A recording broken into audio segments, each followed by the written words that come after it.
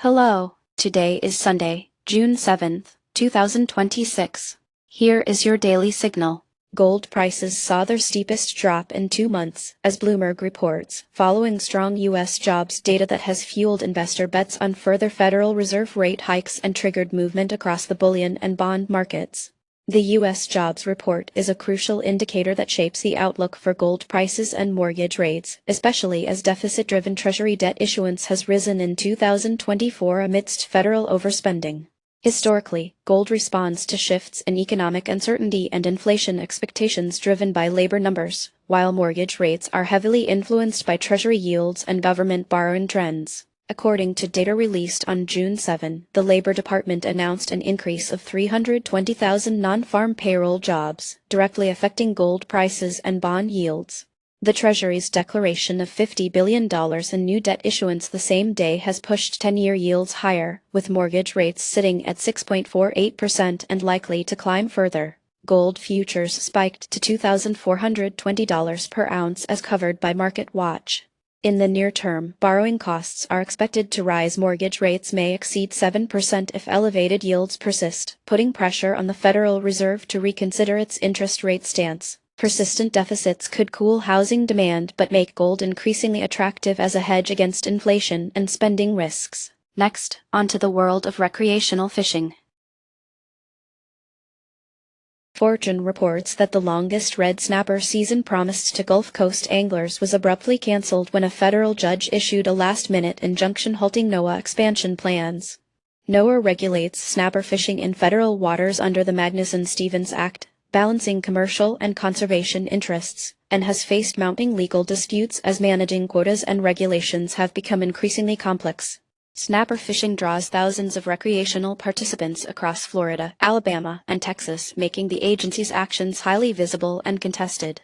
On June 6, 2026, a federal court halted the 2026 snapper season after evidence of quota mismanagement was presented, immediately suspending all recreational fishing in federal waters, as confirmed by the Coastal Conservation Association. The ruling followed reports from Gulf Fisheries Today and a CCA press release, highlighting sharp divisions between recreational and commercial fishing groups. In the short term, coastal economies face lost tourism revenue and disrupted summer plans. Medium term, NOAA may face increased scrutiny and may need to overhaul its quota management and reporting systems, fueling further litigation from fishing groups and possible legislative efforts. States may push for greater authority over fisheries, potentially sparking new jurisdictional conflicts. Turning now to AI technology.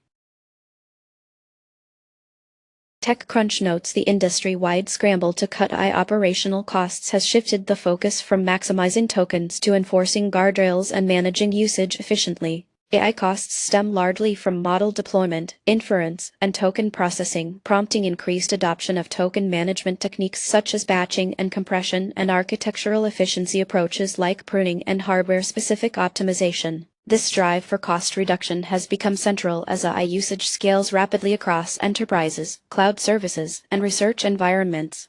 On June 7, 2026, OpenAI announced a new API pricing structure offering customers a 25% cost reduction for queries using compressed token formats. Google Cloud's latest white paper demonstrates that batching tokens increases inference throughput by 40% on their TPU runtime, providing robust benchmarks for enterprise use. Salesforce shared that pruning its Llama 3 model cut its compute expenses by 30% for internal Copilot applications. Broad adoption of these strategies could significantly lower entry barriers for SMEs using advanced AI, while cheaper cloud processing will encourage more academic and open-source experimentation. Companies able to rapidly integrate new efficiency technologies may gain a competitive advantage, and improved resource efficiency could help lower AI's environmental footprint and cloud spend overall.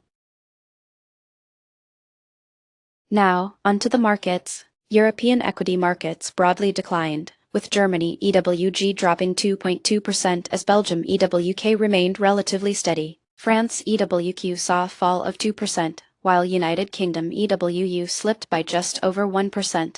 Italy EWI weakened by 1.76%, and Spain EWP decreased about 1.23%. Netherlands EWN slid 3.8%, marking one of the sharper declines among region peers. In the Asia-Pacific, China large cap FXI lost 2%, and Taiwan EWT saw the steepest sector drop of 7.25% but a modest gain on the month, while Japan EWJ ended down by 3.6%. Hong Kong EWH declined by 3.1%, Singapore EWS fell 3.4%, and India INDA was down 1.4%. Emerging markets like Indonesia IDX faced losses of 5.65% on the day, and Africa AFK dropped 4.4%. Commodities traded lower, with gold GLD sliding 3.65% and silver SLV falling sharply by 8%. US oil USO retreated by 2.72%, with platinum PPLT down nearly 6%. Major U.S. technology shares softened. Microsoft MSFT eased 2.7%, NVIDIA NVDA dropped 6.2%, and AMD was off more than 10%. Oracle was down 9.6% and Marvell MRVL plunged 16.7%. The S&P 500 SPY lost 2.58% on the day, while the semiconductor group SOX dropped 10.4%. Healthcare Roman 45. Finance XLF, and Real Estate XLRE stayed nearly flat with minor gains. That's it for today. You can find more news and details on our website. Goodbye.